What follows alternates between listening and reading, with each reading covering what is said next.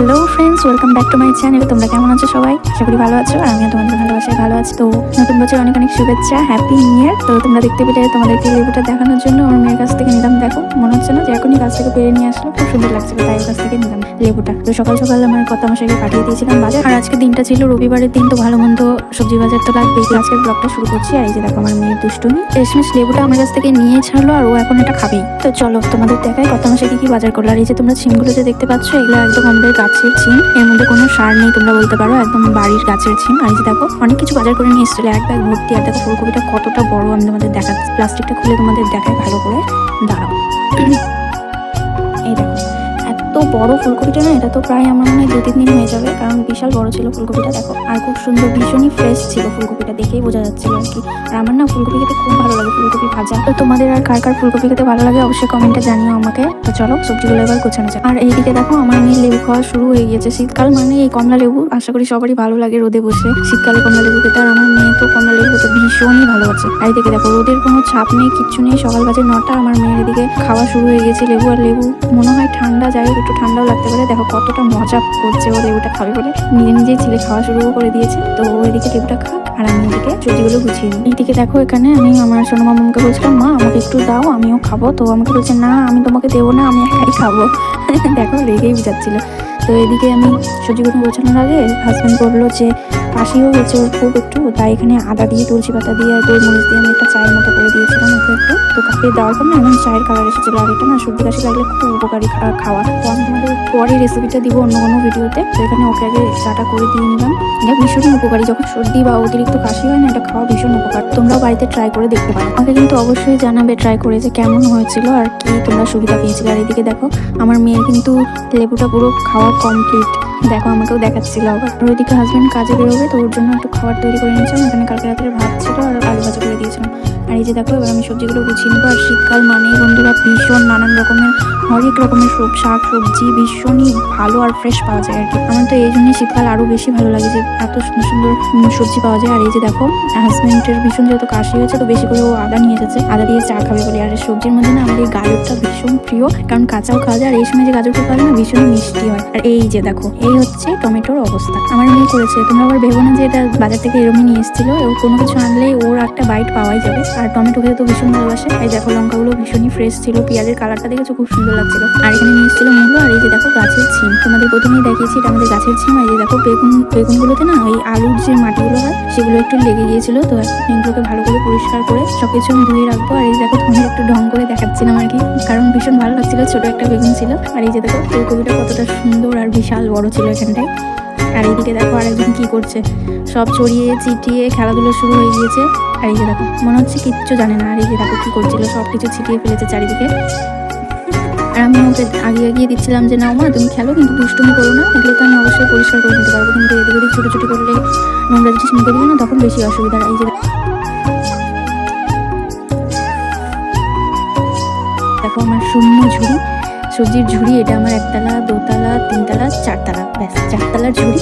এবার আমি এই 4তলাটাকে সম্পূর্ণ একটা জাদু করে, এই দেখো হলো পুরো আমার সবজি টালিটা ফাঁকা হয়েছিল, সুন্দর করে গুছিয়ে নিলাম। আর গোছানো জিনিস না ভীষণই ভালো লাগে কিন্তু বন্ধুরা। এই দেখো একদম ফ্রেশ টমেটো, আলু, পেঁয়াজ, আদা, মূলো সব কিছু সুন্দর করে গুছিয়ে নিয়েছিলাম।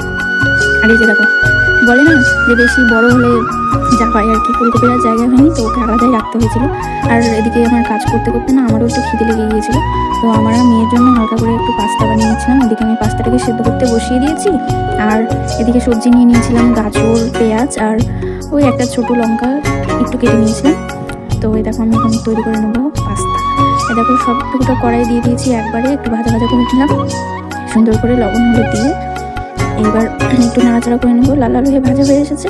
এবার পাস্তাটা আমি জল থেকে ছেঁকে রেখেছিলাম সেটাই এবার দিয়ে দেবো। এই দেখো এবার সব কিছু সুন্দর করে মিক্স করে নিয়ে শুধু একটা ম্যাগি মশলা দিয়ে দিলেই ব্যাস, আর হালকা একটু নুন ছিটিয়ে দিলে হয়ে যাবে আমার পাস্তা একদম ইনস্ট্যান্ট রেডি হয়ে যায়। বন্ধুরা তোমরাও ট্রাই করে দেখতে পারো, কিন্তু খুব তাড়াতাড়ি হয়ে যায়।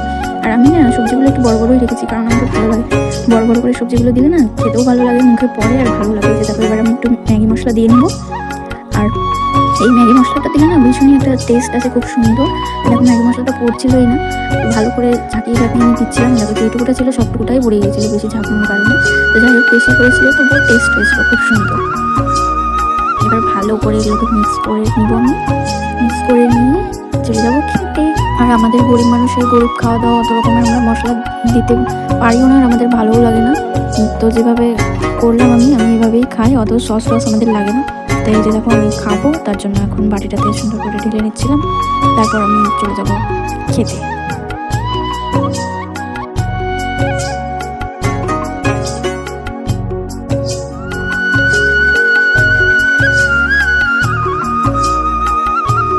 প্রথমে ভাবছিলাম যে ঘরে বসেই খাবো, কিন্তু ঠান্ডা ঠান্ডা দিন যেহেতু পড়েছে, তো এরকম আমি পাস্তা নিয়ে চলে যাচ্ছিলাম ছাদে। সামনে আমার মেয়ে যাচ্ছিলো, জানোই তো বাচ্চাদের সব কিছুতে ওরাই আগে আগে থাকবে, সে কাজ পারুক যে না পারুক। তো চলে গিয়েছিলাম মা আর মেয়ে মিলে ছাদে বসে বসে খাওয়ার জন্য। আর দেখো চারিদিকে হালকা হালকা রোদও উঠেছিল, কিন্তু ওই পাশটা দেখো পুরো একদম কুয়াশায় অন্ধকার হয়েছিল।